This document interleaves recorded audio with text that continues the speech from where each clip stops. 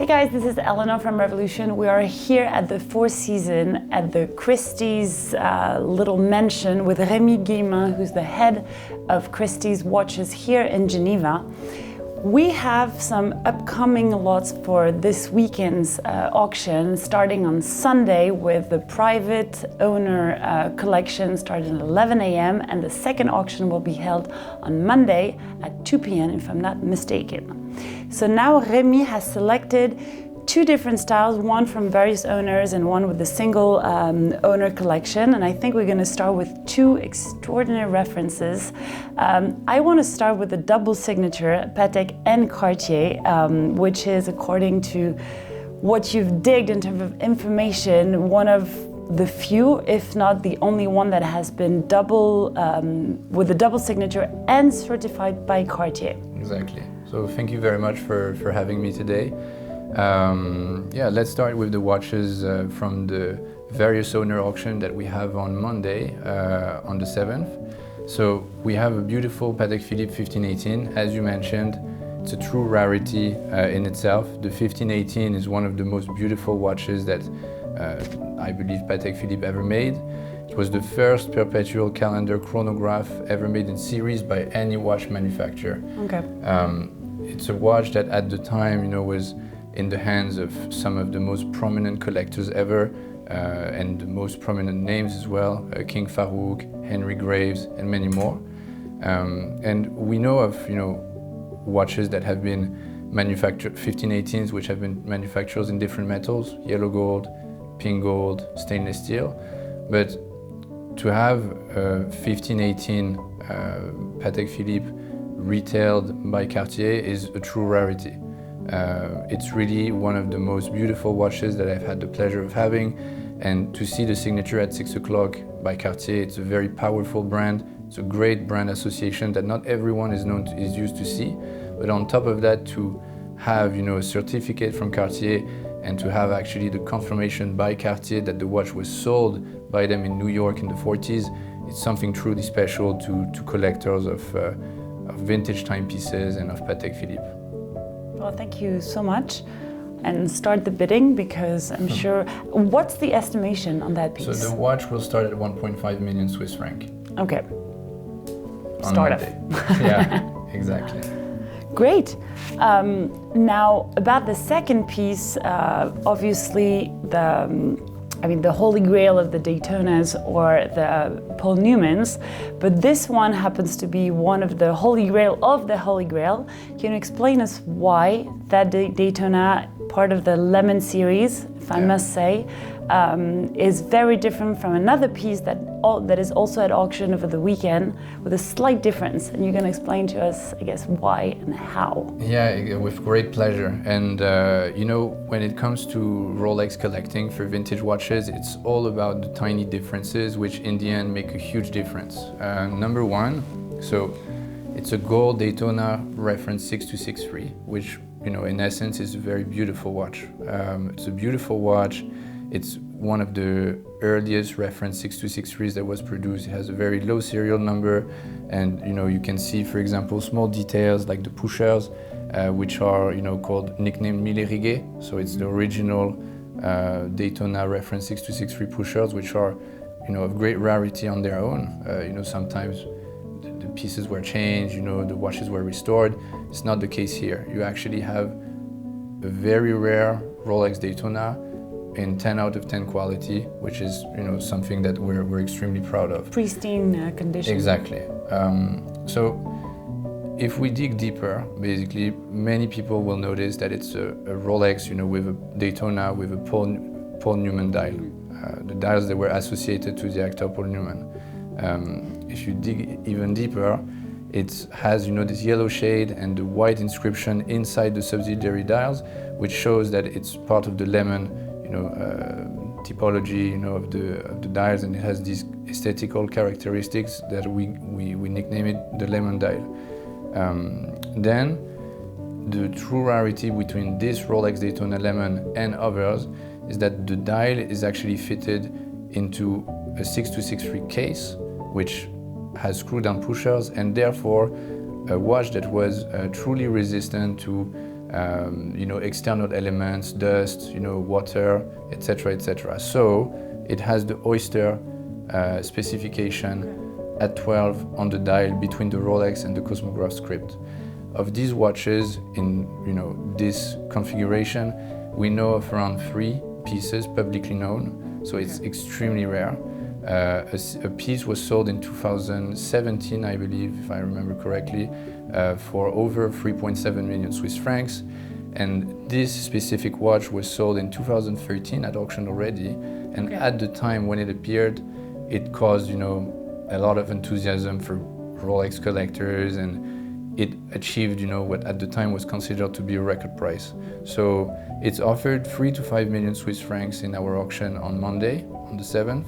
And you know, the quality and the rarity of the watch has attracted people, so you know, great collectors. So we're really looking forward to being able to offer this wristwatch. So it's on the move to potentially breaking another new record for. We will see. For the price. Well, good luck on that. Thank you, but for sure it definitely deserves, you know, a lot of attention. To end up in the hands of a great collector, having seen, you know, the quality of the watch and its rarity. Yeah, but to keep also a pristine condition like this, you can't wear it as much as any other. You have to be very watch. careful. Oh, you're very careful. That is true. Thank you. Pleasure. So now if we shift to something maybe a little less vintage, more modern, that has more contemporary and personal history behind those pieces. I mean, you're going to show us the different dials. We're going to see obviously the Ferrari and the Ferrari colors. Can you show us, you've selected 2 François Paul Journe pieces. Can you show and explain what are the 2 differences and what makes these 2 pieces even more rare than François Paul Journe rare pieces, because nobody can get a hold of them, like a couple of other independents, but he's one of the genius brain of that industry. Sure. So as you mentioned, you know, this year for us it's a really special year. We've been entrusted with a great single owner collection, which, you know, for me is made even more important thanks to its link with Formula One and with Ferrari as well, and motorsports. You know, the single owner used to, the watches used to belong to the former CEO of Ferrari and team principal of the Scuderia Ferrari for Formula One, and it's, you know, a very iconic personality that you know, is mentioned on many watches, and that was a mentor for Michael Schumacher, and that led the Scuderia Ferrari to 7 championships in Formula One, you know, and led Ferrari to be great at the time in the Grand Prix.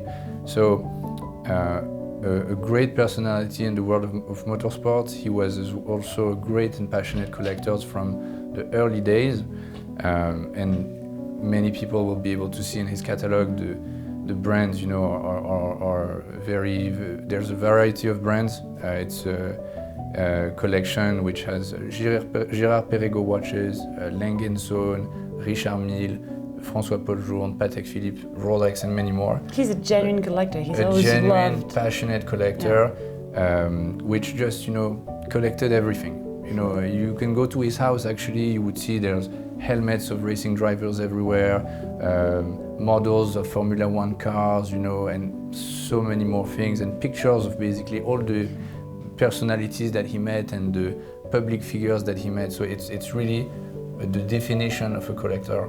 And so it means that you have an anecdote on each of the watches. There's an anecdote on each of the watches, and the great thing to show you how passionate the collector is that he actually offered, after the sale, to meet the owners of the timepieces and to, you know, tell them the story of the watch, you know, maybe sign a paper for them, you know, to tell them how special the watch was to him and how dear it was to him. So, and the great thing about his collection is that being an astute collector, for many of the watches that he purchased, he managed to make them special in a specific way. So you'll find a Rolex Daytona, which is contemporary Daytona, you know, in white gold. A very nice watch in itself, but you can turn it on the back and you'll see that there's actually an inscription from Michael Schumacher to him, you know, to thank him for everything he did for him, and it kind of transcends the collectability aspect of the watch. And then you mentioned the François Paul Journe pieces, not only does he have, marvels of the François Paul Journe manufacture and his production, but the watches are all personalized in a specific way. And you can see here with the engraving at the back on the Ocelia. Actually, the rotor is actually engraved with the Ferrari logo and a message, from Michael Schumacher to the owner of the collection. So very rare watches, again, personalized with his initials on the dial. That just are made different, with little stories, the provenance, and also the association to the brand Ferrari, and that actually represent his relationship with watch manufacturers. Because for the second one, you were mentioning that he was involved in the very creation and the very process in creating when François Paul decided to create that specific model. That's it. So the centigraph was actually, the owner was actually heavily involved in the development of the centigraph with François Paul. And of this specific centigraph even more. They wanted to create a chronograph that was able to accurately time cars that were racing. And you can see through this timepiece, the owner actually provided François Paul Journe with the paint, so that François Paul could make dials that corresponded that corresponded to the colors of Ferrari when the owner was the CEO of Ferrari. He did the logo especially for him as well, his initials, and then. So there are 3 watches that were made with the Ferrari colors and the logo. Correct. But only one has the JT inscriptions. Exactly. Okay.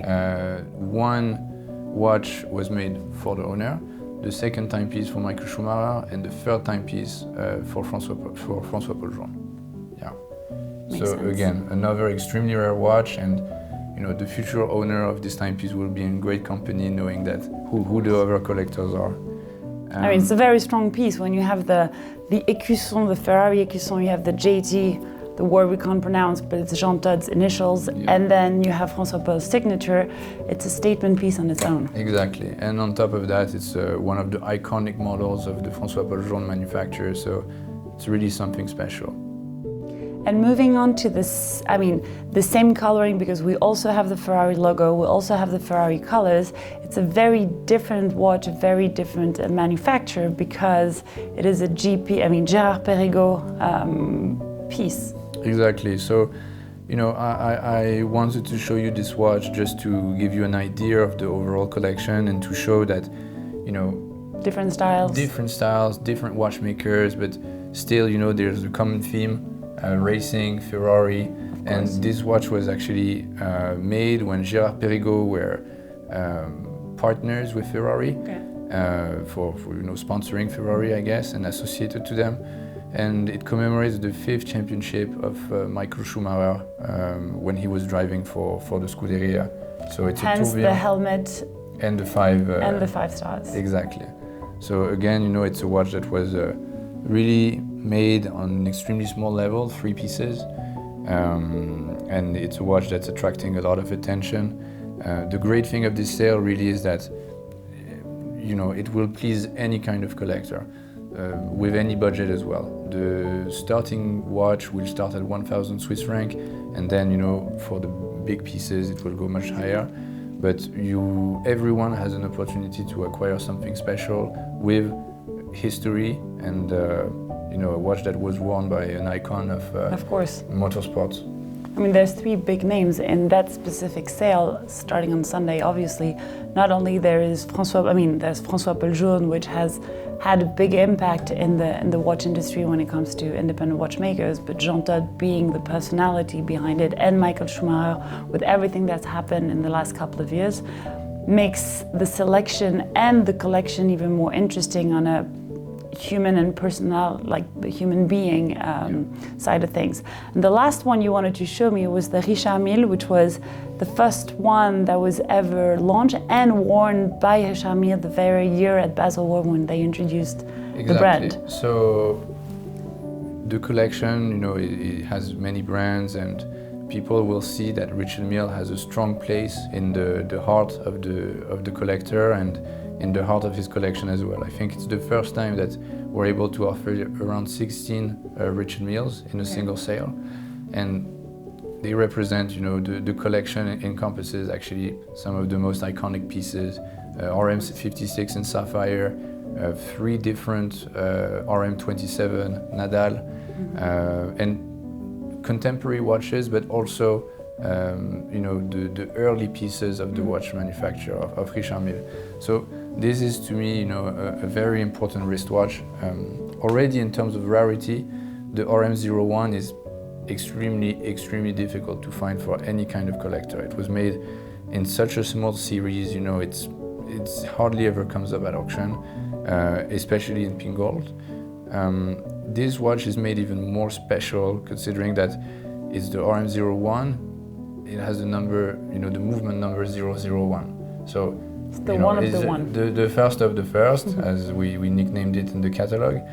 And you know, it's just a dream for people looking to collect the first pieces of the Richard Mille manufacture.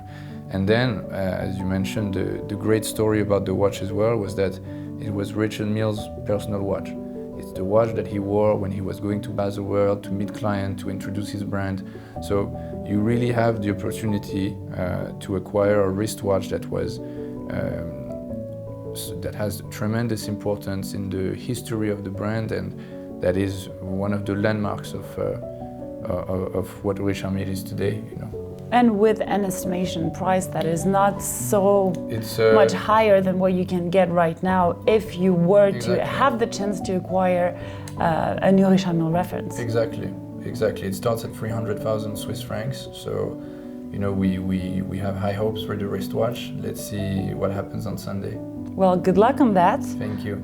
Congratulations on gathering all these pieces and all the information, and we'll see you right after the sale. Thank you so much. Thank you for your time. Thank you.